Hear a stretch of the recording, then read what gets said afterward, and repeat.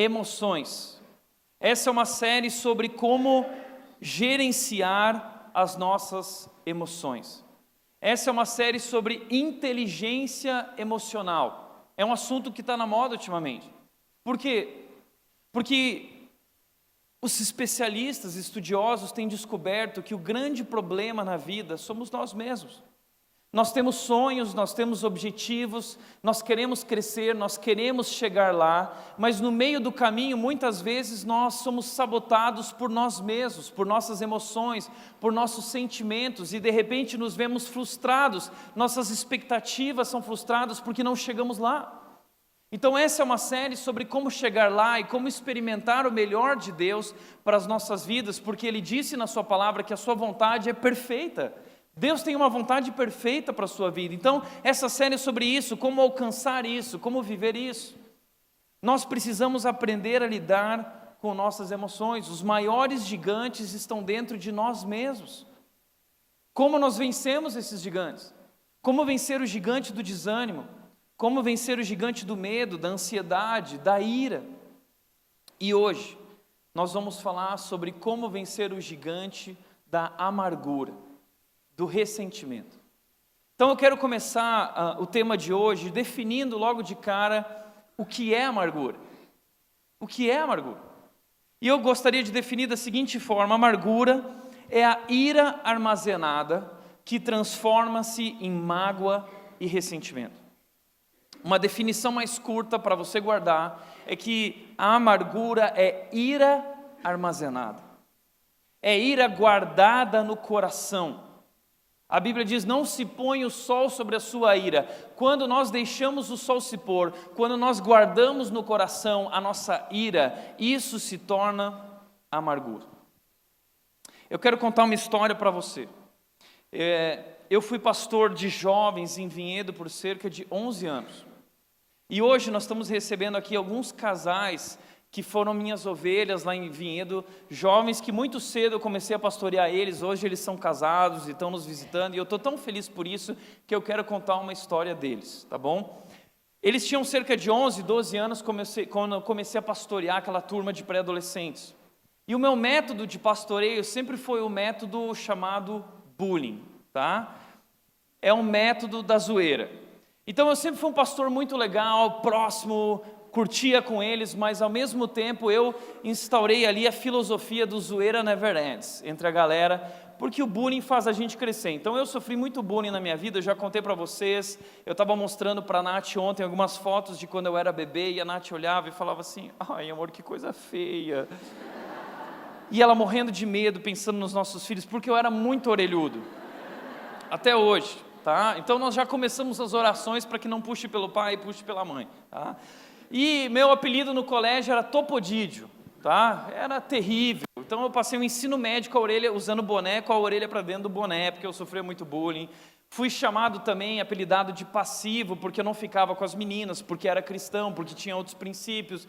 Então eu vivi coisas desse tipo. E isso me fez crescer, isso trouxe na minha vida resiliência. E eu então decidi que eu ia usar esse método também na vida daquela moçada, né? E começamos o bullying, a gente se divertia muito, mas tinha um rapaz que ele se chamava Lucão. O Lucão deve estar aqui. E o Lucão, ele chegou naquela fase da adolescência que as espinhas começaram a crescer, sabe? E era espinha em cima de espinha e erupções vulcânicas na cara dele. E aí eu chegava para ver o Lucão e de repente eu virava para ele e falava assim: Lucão, cadê você? Né? E nós apelidamos o Lucão de Choquito, tá? Por algum motivo, né? E assim a gente foi curtindo e foi brincando, cada um tinha o seu apelido, e zoeira never ends, até que o tempo foi passando, eles foram crescendo, todos eles se tornaram grandes homens, grandes profissionais, muitos deles já bem-sucedidos. Os pais vieram agradecer, dizendo: Tiago, muito obrigado, porque você destruiu nossos filhos, você ensinou eles a vida.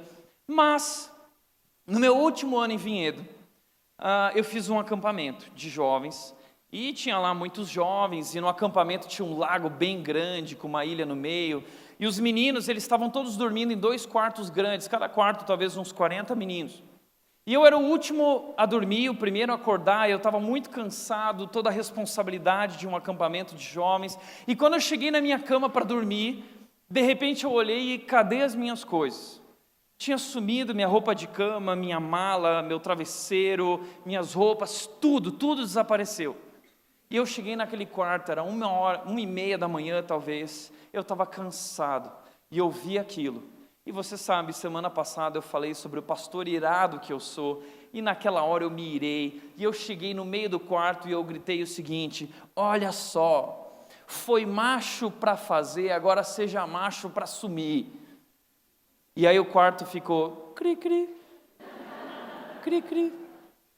E aí lá no fundo só se ouviu a voz do cagueta, que era o porquinho era o cagueta, e ele virou e falou assim: Tiago, você sabe quem foi? Nossa, nessa hora minha ele subiu, eu já sei quem foi. Foi aquela turma do Zoeira Never Ends. Mas fui eu que comecei a Zoeira Never Ends. Eu sabia que era eles estavam no outro quarto, eu fui até o outro quarto e eu gritei: agora eu quero ver ser macho para vir falar fui eu. E aí eu fui lá, tirei os caras da cama, eu arrebentei tudo, porque eu sou um cara irado. E aí de repente eles falaram assim, eu perguntei: cadê minhas coisas? Só o Thiago falou: olha lá no lago. Eu fui lá fora, e tinha um lago grande, e no meio do lago tinha uma ilhota, que não tinha como chegar na ilha senão de barco, tá? Isso era lá 2h da manhã, eu desci, a minha postura, raivosa, ira, entrei no barco, peguei os remos e comecei a remar. Nisso, eu olhei para trás e estava todos os homens e meninos do acampamento lá em cima na montanha, dando risada da minha cara. E nessa hora, meu coração já começou a se transformar, eu comecei a falar assim: tá vendo? Até que foi uma brincadeira legal. Então, eu cheguei na ilhota, no meio dos patos, peguei meu travesseiro, minha roupa, botei no barco e voltei remando para o barquinho. Quando eu subi lá em cima, a galera virou para mim e falou assim: Tiago, sabe qual é o seu problema? É que você nunca pensou que aquela galera que você zoou a vida inteira um dia ia crescer. Então agora está aí a resposta da zoeira e do bullying que nós vivemos. O que eu quero dizer com isso é que isso é mágoa, tá? Isso é mágoa. É a ira armazenada, é rancor, é ressentimento. Mas essa ira e amargura é brincadeira, e tudo acabou bem. Mas na maioria das vezes a amargura nunca termina bem. Ela é extremamente prejudicial. A ira, a amargura, ela é ira, ela é uma variação da ira. Como vimos semana passada, existe uma ira que é boa e uma ira que é ruim. Existe uma ira que é construtiva. Nós precisamos de pessoas iradas de maneira santa, de maneira certa. Mas existe uma ira que é destrutiva. Existe a ira santa, Deus se ira, mas existe uma ira que é pecaminosa. Nós vimos semana passada que o pecado destruiu nossas emoções, nós somos criados à imagem e semelhança de Deus, mas o pecado destruiu tudo isso e deturpou, então a nossa ira já não reflete mais a ira de Deus. A nossa ira é uma ira pecaminosa, então nós precisamos tomar cuidado com a ira. E a amargura é uma variação da ira destrutiva e pecaminosa.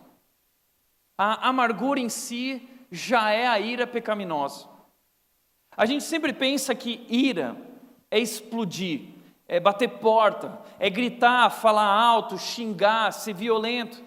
Mas na verdade a ira tem muitas formas. E a amargura é uma das formas da ira. Só que é uma forma reprimida, é uma forma sufocada. Tem gente que acha que não é irado, que não parece irado, porque é uma pessoa aparentemente calma, parece uma pessoa paciente. Exteriormente, muitas vezes essas pessoas estão bem, elas podem até ser simpáticas, mas interiormente carregam mágoas e são amargas, e carregam ressentimento, e isso é extremamente prejudicial. Deixa eu te mostrar rapidamente isso, a ira explosiva e a ira silenciosa, são variações da ira. Muita gente explode no momento da ira, berra, grita, fala alto, mas pessoas que têm essa variação da ira silenciosa, elas não berram, não gritam, mas elas começam a se tornar frias, começam a tratar o outro com frieza e com mau humor. Então, muitas vezes o mau humor é uma forma de amargura. Outras pessoas com a ira explosiva, elas gostam de jogar coisas, joga panela, joga não sei o que, bate. Outros fazem bico, não joga nada, mas faz aquele bicão. Não é? Outros gostam de responder, discutir. Não, porque quer provar para o outro que está errado e não sei o quê. Outros não querem falar nada, mas começam a chorar. Mas por que você está chorando? Eu estou chorando. Não fala, não grita, mas começa a chorar. Outros usam palavras de desprezo, xingam, dizem coisas que magoam. Outras pessoas, ao invés de usar palavras que magoam, simplesmente recusam-se a falar. Fica quieto, né? Isso é pior do que não falar, do que falar, né? Porque a pessoa fica lá e o irado fica mais louco ainda. Fala comigo, fala, e a pessoa está lá, ó, fazendo de conta que nada aconteceu. Gente, por favor, nada de ficar se cutucando, tá? Que eu tô vendo daqui de cima, gente fazendo assim, ó. Por favor. Semana passada a gente falou sobre a ira e muitas vezes maridos têm problema com a ira e eu vi muitas mulheres fazerem assim, ó, né? Mas hoje eu já estou vendo o contrário, falando de amargura, os homens hoje estão virando assim, ó, né? Nada de ficar se cutucando, ok? A verdade é que todos têm problema com mágoas. Todos, mesmo aqueles que não têm tanta tendência à amargura, todos nós vivemos essa questão da amargura, da mágoa. É uma fraqueza do ser humano. Que atire a primeira pedra quem nunca guardou uma magoazinha. Quem nunca sofreu uma ofensa. Quem nunca foi agredido, quem nunca sofreu uma injustiça, quem nunca passou por algum tipo de sofrimento, ou prejuízo, ou perda, quem nunca passou por uma decepção, ou qualquer tipo de mal, ou experiência negativa, isso faz parte da nossa história como seres humanos. Então nós temos que lidar com essa questão da amargura, isso faz parte de nossas vidas, nossas famílias, nossos relacionamentos, nossas carreiras, nossas igrejas. Mas apesar disso, existem pessoas que são mais suscetíveis à mágoa. Como disse John Maxwell, pessoas suscetíveis à mágoa, pessoas que têm uma tendência, uma inclinação para a mágoa, tendem a encontrar ofensas onde elas não existem. Essas pessoas vão se tornando tão amargas e amarguradas que elas se tornam melindrosas. Muitas vezes basta um olhar, basta uma respiração e a pessoa já desconfia, estão falando de mim, e já faz bico, e já se fecha, e já fica amargurada. Isso é extremamente destrutivo. Deixa eu mostrar para você quais são os efeitos da amargura. Nós temos falado sobre os efeitos das emoções negativas, elas são extremamente prejudiciais. O texto de Hebreus, capítulo 12, versículo 15, diz o seguinte: cuidem que ninguém se exclua da graça de Deus, que nenhuma raiz de amargura brote e cause perturbação, contaminando muitos.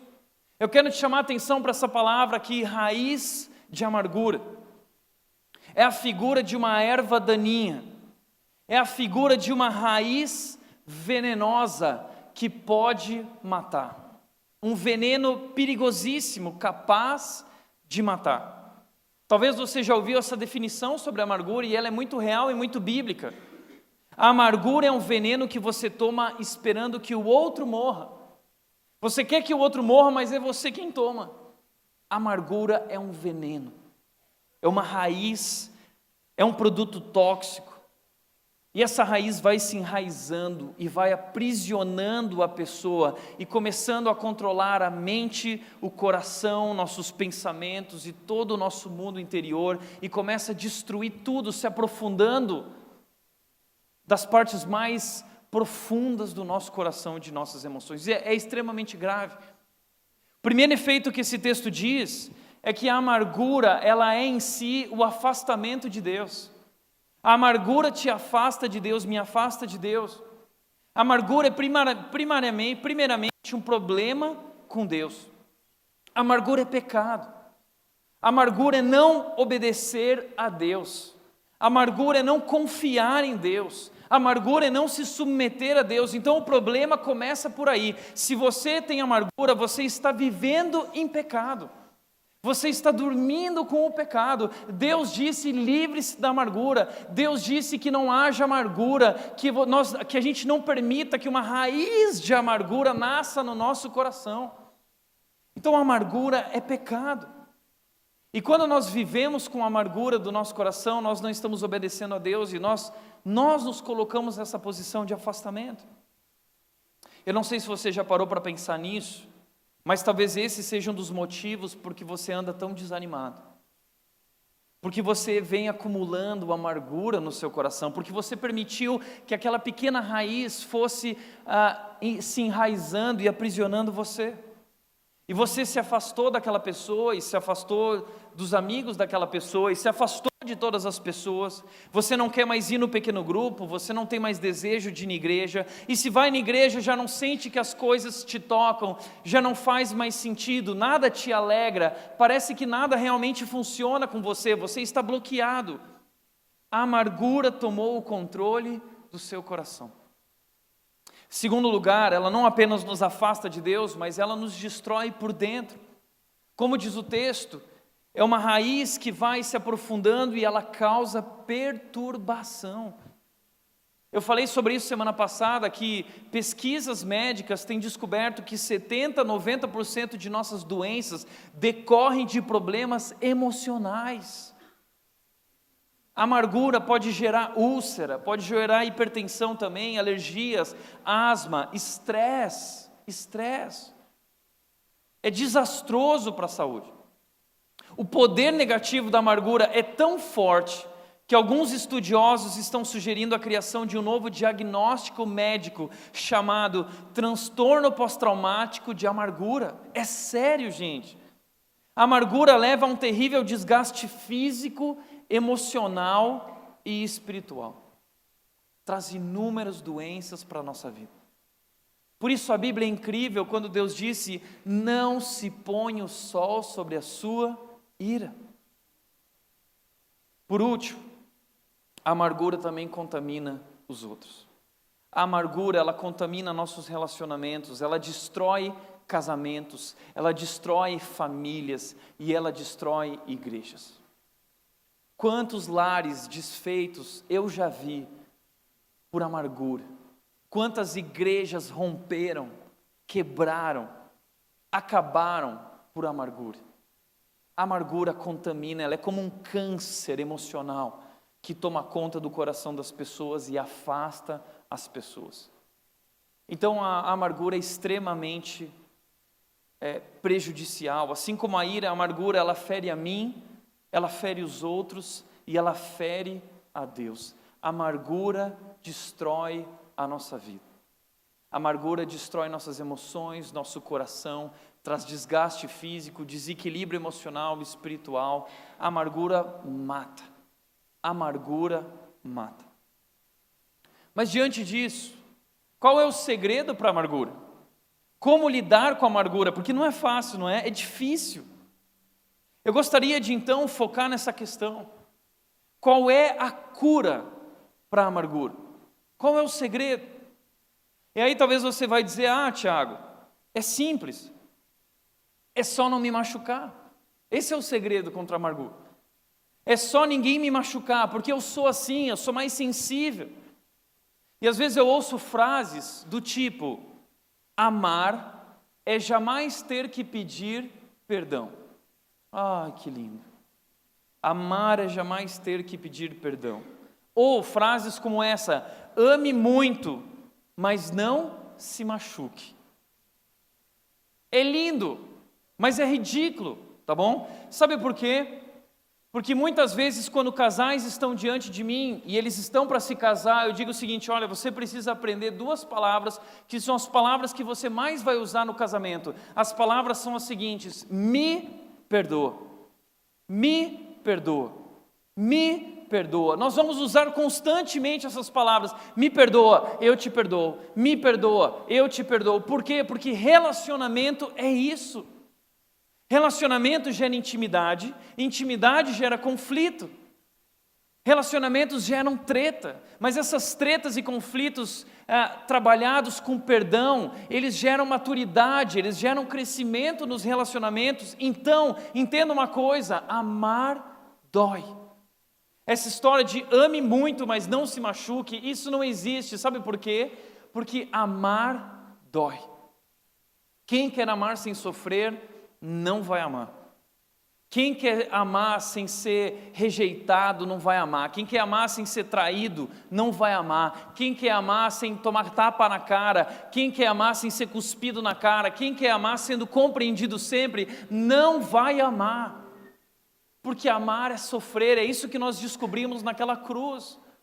Amar é se doar, amar é se entregar. A Bíblia diz que o verdadeiro amor tudo sofre, tudo crê, tudo espera e tudo suporta. Esse é o verdadeiro amor. E a Bíblia diz que esse amor é a força mais poderosa do universo, porque nem as muitas águas podem apagar esse amor, porque esse amor ele é mais forte que a morte. Então nós precisamos do amor. E amor é isso. Amar é se machucar o tempo todo. Se você tem medo de se machucar, então você não pode casar. Então você não pode se relacionar com pessoas. Então você precisa abandonar esse mundo e viver isolado numa ilha. Se você tem medo de se machucar, então igreja não é para você. Porque você pensa assim, não, igreja é um lugar onde as pessoas não podem se machucar, porque elas conhecem a Cristo. Tá bom, meu amigo, as pessoas vieram aqui para Cristo porque elas precisam de Cristo, porque elas são um lixo, porque elas estão perdidas, porque são como os porcos espinhos. Nós somos assim, nós estamos sendo transformados por Jesus até o dia em que Ele voltar. Ele só vai completar a obra dEle na nossa vida no dia que Ele voltar. Aquele que começou a boa obra vai completá-la no dia de Cristo Jesus. Até lá, nós somos perigosos. E eu já disse isso, nós deveríamos andar com placas escrito em obras. Cuidado. Nós deveríamos andar com um cone na cabeça. E falando assim, cuidado, com apito, né? Passa por aqui, não passa muito perto de mim, eu sou muito perigoso. Gente, é impossível amar sem sofrer. É impossível se relacionar sem sofrer. Amar dói. Muitas vezes as pessoas viram e falam o seguinte sobre o marido, sobre a esposa, o cônjuge, dizem: como ele pôde fazer isso comigo? Como você pôde fazer isso comigo? Como? Foi fácil. Ele é pecador. O coração dele é enganoso. O coração dela é enganoso. Ele é capaz de fazer coisas muito piores. Ela é capaz de fazer coisas muito piores. Entenda, nós vivemos em um mundo quebrado. Ah, Tiago, mas por que Deus criou um mundo quebrado? Não, Deus não criou um mundo quebrado. Deus criou um mundo funcionando perfeitamente. O problema é que quando nós desobedecemos a Deus, o pecado, o mal entrou no mundo e destruiu esse funcionamento e quebrou o nosso coração, quebrou o mundo inteiro, quebrou a natureza, quebrou tudo que nós conhecemos, quebrou nossos relacionamentos, quebrou nossas amizades, quebrou o casamento, quebrou tudo que Deus tinha feito que era perfeito, quebrou nossas emoções, quebrou nossos sentimentos. Desencadeou uma série de problemas, crise, especialmente crise nos relacionamentos. Tiago, capítulo 4:1 fala sobre isso, dizendo: de onde vêm as guerras e contendas que há entre vocês, os problemas e conflitos que há entre vocês, de onde que vem? Não vem das paixões que guerreiam dentro de vocês? Dentro de nós existe um turbilhão de problemas, de crises, de emoções negativas, de egoísmo, de orgulho, de ira, uma porção de coisas que destroem a nossa vida e nos colocam em conflito o tempo inteiro. Então deixa eu te falar uma coisa, a solução para a vida não é parar de se machucar, a solução para a vida é uma outra, porque isso vai acontecer o tempo inteiro. Como disse Thomas Moore, é uma ilusão pensar que o estado natural e correto das coisas é viver sem feridas. É uma ilusão. Você vai se ferir, você vai se machucar no casamento, vai se machucar na igreja, vai se machucar no trabalho, e não tenha medo de se machucar, porque a vida é sobre isso, e a Bíblia diz que quando nós nos machucamos, nós devemos ter isso como motivo de alegria, porque tenham por motivo de alegria o fato de passar por todo tipo de dificuldade, porque nossa fé está sendo provada e nós estamos crescendo e desenvolvendo maturidade, desenvolvendo resiliência. Deus está trabalhando em nós, como a Bíblia diz, Deus age em todas as coisas para o nosso bem, inclusive nas coisas ruins, ou principalmente nas coisas ruins. Então nós vamos nos machucar. A saída não é se machucar. Existe uma outra saída, que é o que nós vamos fazer com essas feridas. Como disse Henry Nouwen, um dos meus teólogos preferidos, ele disse: algumas pessoas tornam-se ásperas à medida que envelhecem. Outras envelhecem alegremente. Isso não significa que aqueles que se tornam ásperos tenha sido mais dura, que a vida daqueles que se tornam ásperos tenha sido mais dura do que a daqueles que se tornaram alegres. Não, eles passaram pelas mesmas situações, mas significa que foram feitas diferentes escolhas, escolhas interiores, escolhas do coração. Todos nós sofremos, todos nós vivemos momentos difíceis na vida, a vida é dura, mas o que diferencia pessoas amargas de pessoas alegres são decisões do coração, escolhas do coração. Então eu quero falar sobre isso. Existe uma escolha do coração, existe uma decisão do coração que pode curar você da amargura. Veja o que a Bíblia diz em Efésios capítulo 5, versículos 31 a 32, diz: livrem-se de toda amargura, livrem-se. E é interessante que a amargura nunca está sozinha. Livrem-se da indignação, da ira, gritaria, calúnia, bem como de toda maldade. São variações da ira, variações da amargura. E ele continua dizendo, ele diz: livrem-se, livrem-se, porque isso é como uma raiz que vai nos aprisionando, que vai se enraizando. Então nós precisamos arrancar o mal pela raiz. A ideia aqui é arranque, arranque, livre-se disso. Como eu me livro disso? Tiago, o texto diz: sejam bondosos e compassivos uns para com os outros, perdoando-se mutuamente. Perdoando-se mutuamente, assim como Deus os perdoou em Cristo. Então, a amargura nada mais é do que resultado de nós não perdoarmos. Eu decidi não perdoar, eu não quero perdoar, eu não sinto o perdão, então eu não perdoo. A amargura é o contrário do perdão. A amargura é reagir de maneira inapropriada, errada a uma ofensa.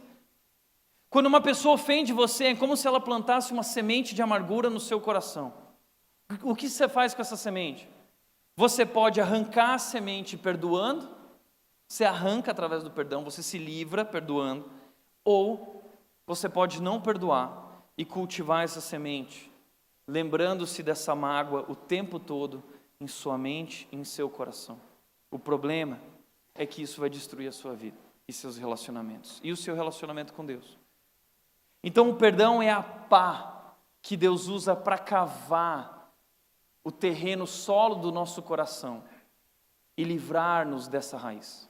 Guarda isso. O perdão é a pá que Deus usa para nós cavarmos e nos livrarmos da raiz da amargura. E o primeiro beneficiado com o perdão é quem perdoa. Mas o que é perdão? Eu fiz essa pergunta no meu Instagram essa semana. Muita gente respondeu e as respostas foram incríveis. Muitas respostas legais, gente que realmente entendeu e escreveu textão, mandou até mensagem por e-mail, por WhatsApp, por Facebook. Todo mundo queria falar sobre o que é perdão e foi ótimo. Mas infelizmente eu percebi que muita gente também não entendeu o que é perdão. E eu gostaria de definir perdão começando por aí, o que não é perdão. O que não é perdão? Em primeiro lugar, perdão não é esquecimento. Perdão não é esquecer, porque as lembranças de uma ofensa, elas não somem facilmente. Como que a gente esquece? Tem gente que pensa que perdão é esquecer. Mas desculpa, eu não tenho dom de amnésia para esquecer algo de repente. Falar assim, eu quero esquecer, agora eu vou esquecer. Pum, esqueci, nem lembro mais, o que era mesmo? Eu não tenho esse dom, você tem? Eu não consigo. Aquilo fica, geralmente as coisas que doem, elas ficam gravadas para sempre. Aí talvez você diz, Tiago, mas Deus esquece. Que quando Deus perdoa, Ele esquece. A Bíblia diz que Ele joga lá no mar do esquecimento. Ele apaga tudo. Bom, primeiro que Deus é Deus e eu não sou. Deus é bem capaz de poder fazer isso mesmo. Depois, eu não sei se realmente o texto está querendo dizer isso. O que eu entendo nesse texto é que Deus está fazendo uma promessa de que Ele não vai levantar nunca mais os meus pecados contra mim. Ele nunca mais vai usar contra nós os nossos pecados que foram perdoados. Nunca mais. Por outro lado, outras pessoas acham que perdão é não sentir mais dor. Teve gente que disse o seguinte: perdão não é esquecer, mas é não sentir mais dor. Ai, que bonito. Nossa, tão bonito isso, é não sentir mais dor. Ok, mas a Bíblia nunca disse que perdão era não sentir mais dor. Aliás, Jesus perdoou enquanto Ele sentia dor. Enquanto Ele era ferido, enquanto Ele era rejeitado, enquanto Ele era cuspido, enquanto cravavam aqueles cravos em suas mãos e em seus pés, ali naquele momento Ele perdoava dizendo: Pai, perdoa eles porque eles não sabem o que fazem. A verdade é que perdão não tem nada a ver com sentimento, não tem nada a ver com não sentir mais dor, perdão não tem nada a ver com isso. Perdão também não é tolerância. Não, perdão é deixa assim. Não, perdão não é deixa assim.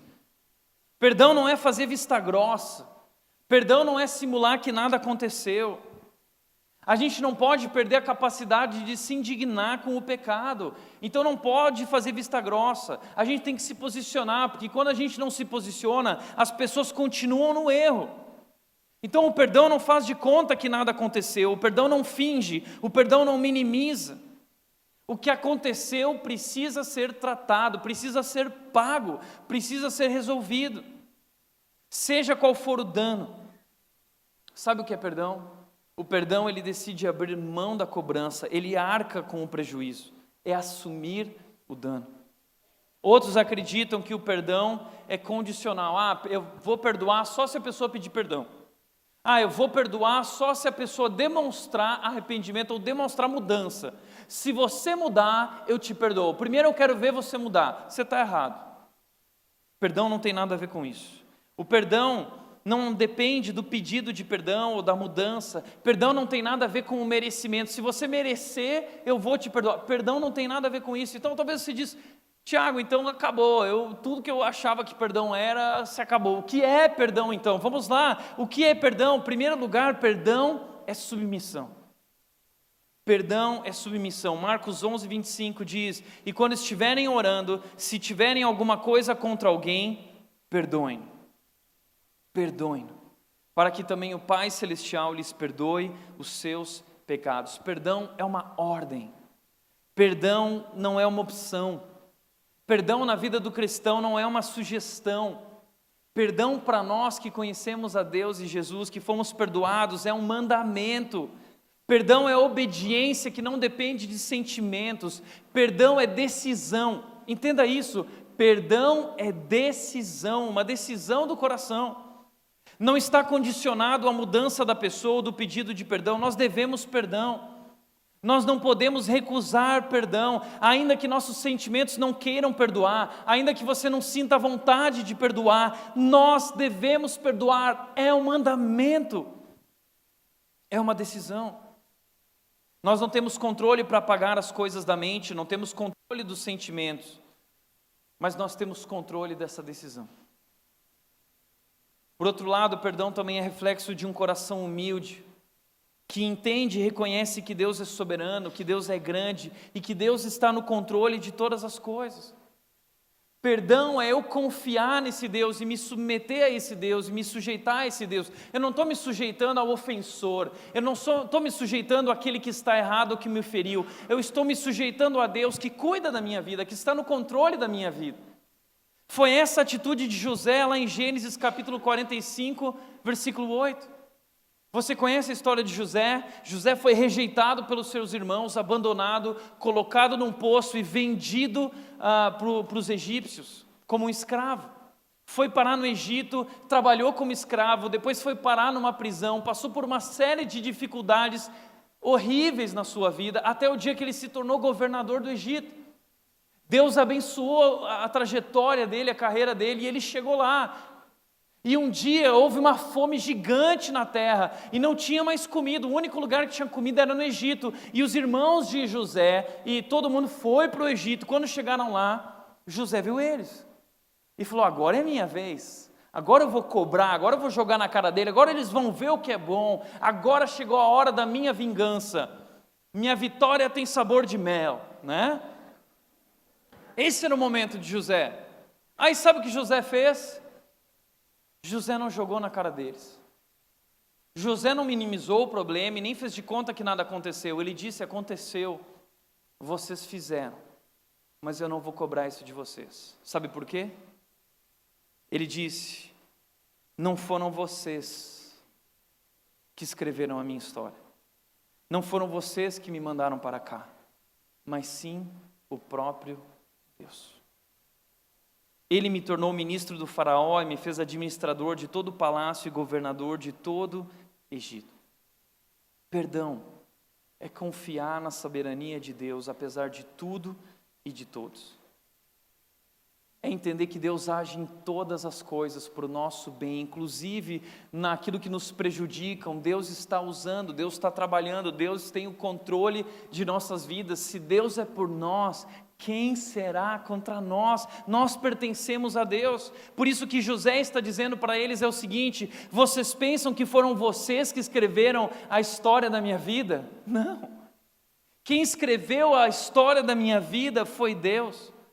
Vocês pensam que vocês borraram a minha vida com o mal de vocês? Não. A minha vida foi escrita com sangue, o sangue de Jesus. Entenda isso.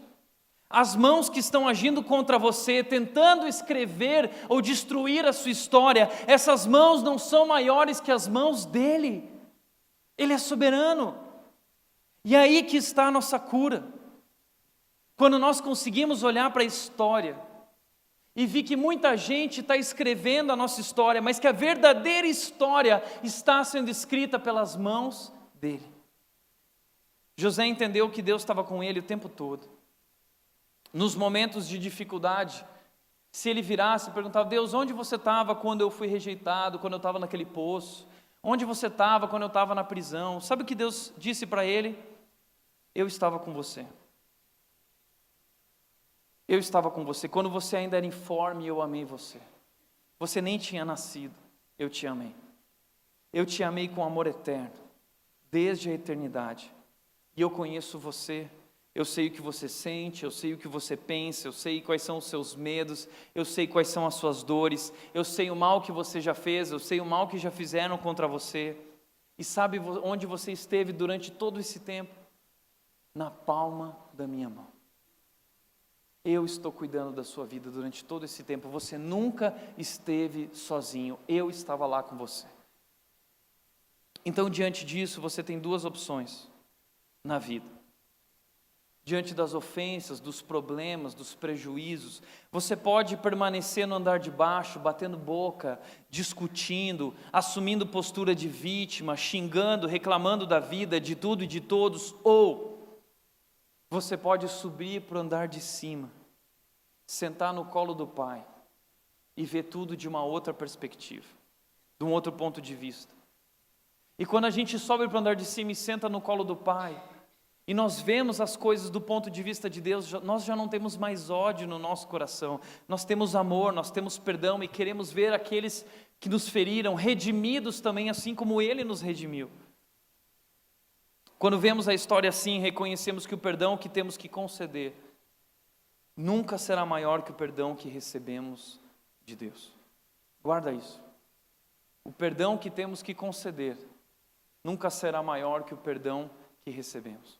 O perdão que concedemos nunca será maior que o perdão que nós recebemos de Deus. Que grande amor Deus derramou sobre nós. Segundo lugar, perdão é abrir mão. Marcos 18, 27 diz: o Senhor daquele servo teve compaixão dele, cancelou a dívida e o deixou ir. O que está acontecendo aqui? Marcos 18, Jesus está falando sobre um servo que tinha uma dívida de 300 mil quilos de metal precioso. Podia ser ouro, 300 mil quilos de ouro. Ou seja, era uma dívida impagável, demoraria milhões de anos para pagar. Mas sabe o que aconteceu? O rei perdoou. O rei perdoou o servo e disse assim: você está perdoado. E aquele servo ficou tão feliz. Então o que nós aprendemos com isso é que quando você perdoa alguém, você assume o custo da ofensa cometida e você cancela a dívida. Perdão é abrir mão, perdão é cancelar a dívida. O perdão é de graça para quem recebe, mas ele custa caro para quem concede. Por quê? Porque você vai assumir o dano. O pastor Tim Keller diz que em todo relacionamento em que existe algum dano, o custo será pago por alguém. Então o custo é pago por aquele que perdoa. Eu vou pagar, eu não vou cobrar. Foi o que Jesus fez naquela cruz, ele pagou o preço e não cobrou da gente. É por isso que Jesus está falando isso, que perdão é cancelar a dívida. E aí talvez você diz: Tiago, mas o que ela está me devendo não é nem dinheiro, Tiago. O que ela está me devendo é a minha dignidade. Cadê o meu respeito? Como ela pôde fazer isso comigo? Mas veja que aí Filipenses 2 nos ensina dizendo: seja a atitude de vocês a mesma de Cristo Jesus, que embora sendo Deus, embora estando certo, embora sendo perfeito, justo e bom e nunca errou contra ninguém, não considerou que o fato de ser certo, de nunca ter errado, e ser o cara, e ser justo, e poder cobrar a dívida, ele nunca considerou isso. Ele não considerou, mas ele não se apegou, mas ele esvaziou-se a si mesmo. Ele se esvaziou, vindo a ser servo. Jesus abriu mão da sua dignidade. Jesus abriu mão da sua reputação. Ele foi crucificado como um criminoso. Ele foi ridicularizado na cruz, ele foi cuspido, ele foi esmagado por causa do nosso pecado. E sabe o que ele fez? Ele veio e nos serviu. Ele se esvaziou. Ele veio servir aqueles que o traíram, ele cancelou a dívida naquela cruz. Ele pagou o preço. Então perdão significa abrir mão da minha reputação, significa abrir mão da minha dignidade, significa abrir mão das minhas expectativas, do que eu esperava, de como eu achava que tinha que ser, significa abrir mão do meu conforto pessoal, significa abrir mão inclusive dos meus pertences. Por isso, o perdão é uma ótima oportunidade para amadurecer, parar de ser egoísta e começar a pensar nos outros, morrer para si mesmo, porque não é fácil. Mas nós abrimos mão e nós entregamos nas mãos de Deus, Ele fará justiça. Romanos 12:19 diz: nunca procurem vingar-se, mas deixem com Deus a ira, pois está escrito: minha é a vingança, eu retribuirei, diz o Senhor. Então o nosso papel é se esvaziar. Aí talvez você diz: Tiago, mas é tão difícil isso. Pois é. Por isso eu gosto muito do que o pastor Tim Keller também disse, quando ele disse que todo perdão requer uma experiência de morte e ressurreição. Todo perdão requer uma experiência de morte e ressurreição. Perdoar é abrir mão de si mesmo, é negar a si mesmo, é tomar a cruz e carregar a cruz. Por isso Jesus disse: quem quer vir após mim, tome a sua cruz, negue-se a si mesmo e me siga. É isso que é perdão. Todas as vezes que nós perdoamos, se esvaziar é eu morrer para mim mesmo.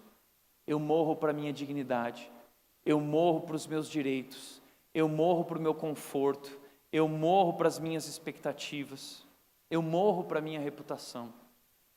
E eu me rendo a Deus. Eu tomo a minha cruz e eu morro. É isso que nós somos chamados a viver. Perdão é submissão. Perdão é abrir mão. Terceiro lugar, perdão é não alimentar a lembrança. Filipenses 4:8 diz: finalmente, irmãos, tudo que for verdadeiro, tudo que for nobre, tudo que for correto, tudo que for puro, tudo que for amável, tudo que for de boa fama, se houver algo de excelente ou digno de louvor, pensem nessas coisas.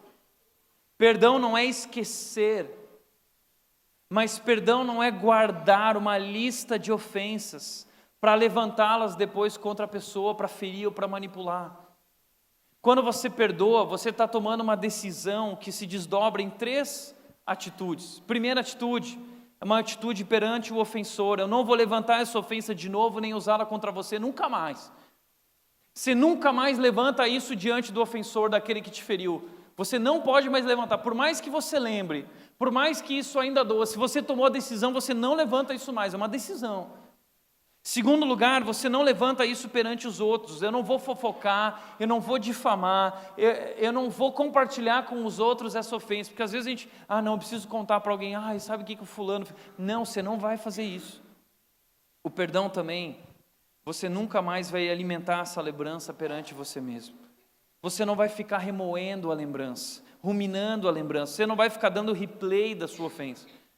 Porque a gente tem um VAR no nosso coração, que é o VAR da Copa, sabe? Quando tinha um erro lá no campo, alguma decisão, ia para o VAR. A gente gosta de ficar lá no VAR, dando replay na ofensa que nos fizeram, né? Nossa, olha lá, tá vendo? Nossa, eu não tinha percebido. Olha lá, olha o que falou de mim, olha o jeito que falou de mim. E você fica dando replay, e fica julgando, dizendo, foi pênalti. Ela destruiu a minha vida, ela me machucou, ela me prejudicou. Então, perdoar é não alimentar a lembrança, não ficar dando replay, nem para o ofensor, nem para as outras pessoas, nem para si mesmo.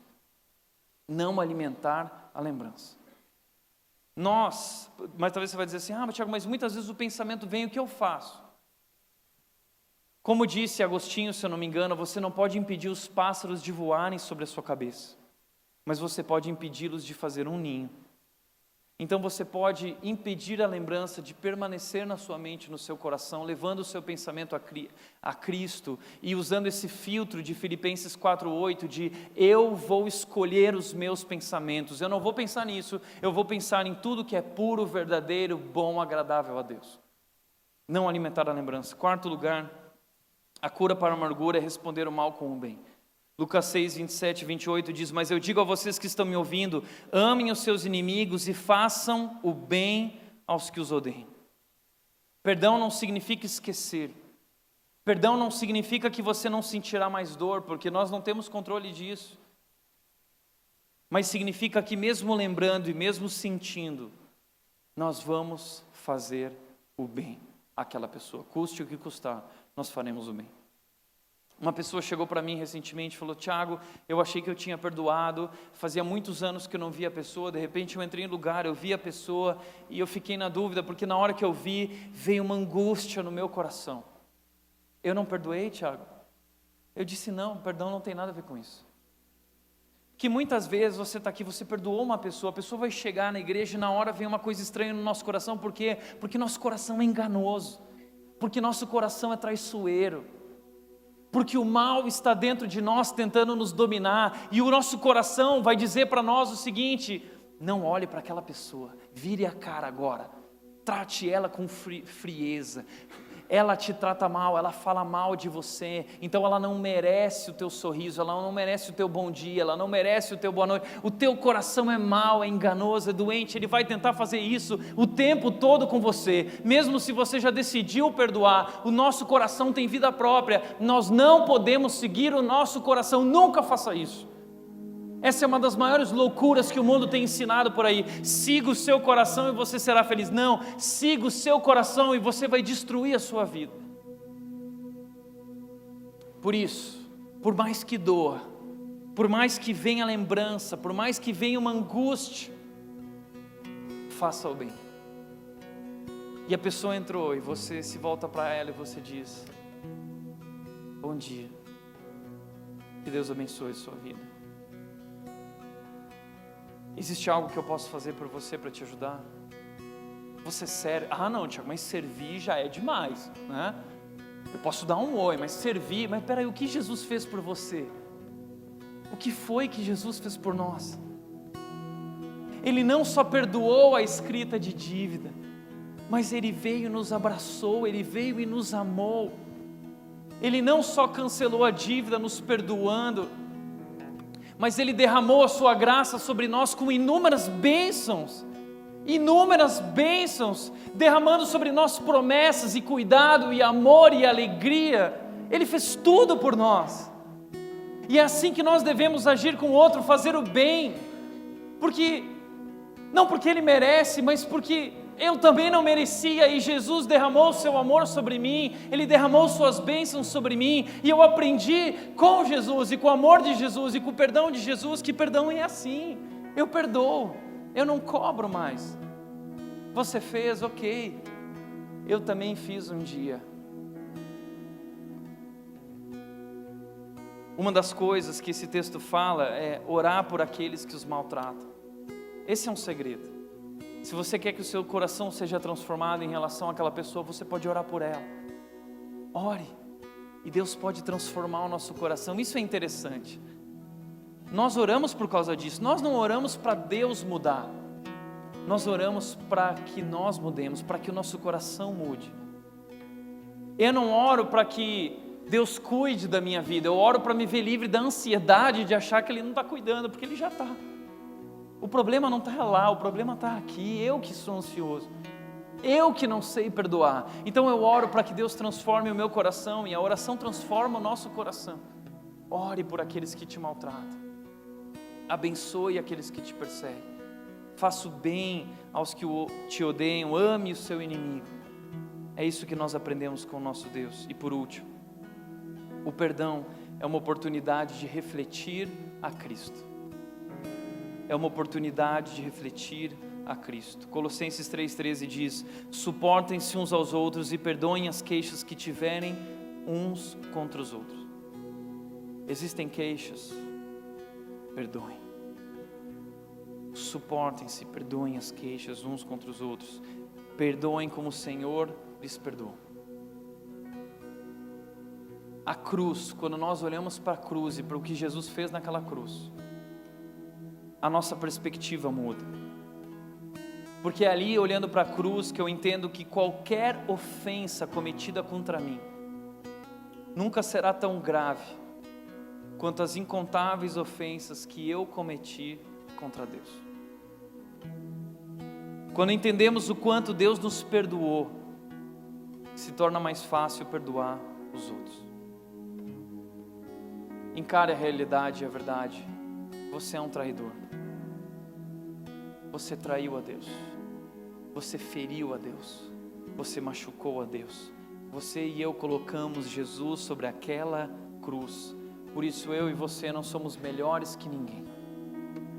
Por isso essa história não é sobre mim, não é sobre você, não é sobre nossa reputação, não é sobre nossa dignidade, não é sobre nossas expectativas, não é sobre o quão bom eu sou, sobre quão bom você é, não é sobre o quanto eu mereço, sobre quanto você merece. Essa história é sobre Ele, é sobre o seu amor incondicional, é sobre o seu amor imerecido, que foi derramado sobre aqueles que o traíram, que foi derramado sobre aqueles que o feriram, que foi derramado sobre aqueles que o crucificaram.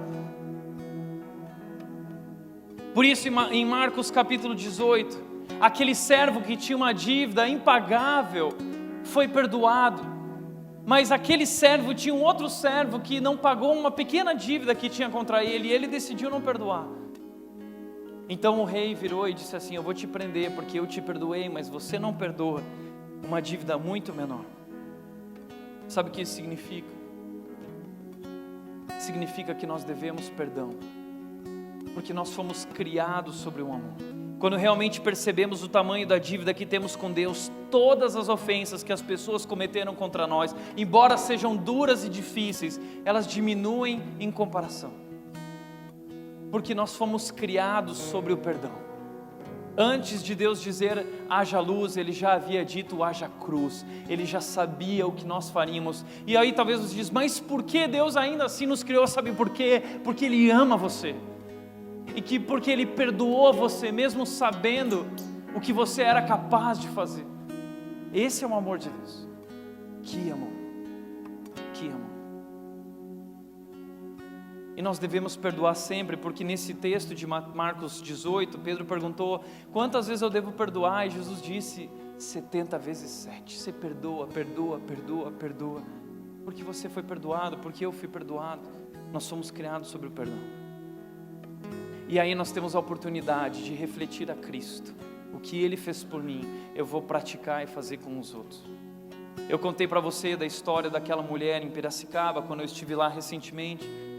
E eu fui muito impactado por aquela mulher. Porque aquela mulher tinha uma filha. E a filha dela se casou. E o marido da filha dela, um dia num momento de ira, pegou uma faca e deu 18 facadas naquela menina e matou ela. Esse homem foi preso e está na prisão até hoje. E aquela mãe perdeu a única filha que tinha e se viu sozinha e triste. Foi duro para ela, mas ela tinha duas opções. Ela tinha a opção de amargurar, de se tornar áspera e de se entristecer, ou ela tinha a opção de usar a pá que se chama perdão e arrancar aquela raiz de amargura, e foi o que ela decidiu fazer. Sabe o que ela fez? Ela orou a Deus e ela foi até aquela prisão. E aí ela chegou na prisão e ela olhou para o homem que matou a filha dela, olho no olho. E ela olhou nos olhos dele e ela disse para ele: eu te perdoo. Eu perdoo você pelo que você fez para minha filha. E a partir de hoje, eu quero te receber como um filho. Você vai se tornar o meu filho. E ela abraçou aquele homem, aquele jovem. E ele começou a chorar copiosamente, ela também. E ela começou a voltar para aquela prisão constantemente, para rever o filho novo dela, que ela perdoou. E assim ela começou a compartilhar do amor de Jesus por ela, para aquele homem. E aquele homem, através do perdão dela, conheceu Jesus. E ele se rendeu a Jesus, e a família daquele homem conheceu Jesus, e os amigos daquela família conheceram a Jesus, e uma porção de gente tem conhecido essa história e tem se rendido a Jesus, porque o perdão é uma oportunidade de refletir a Cristo.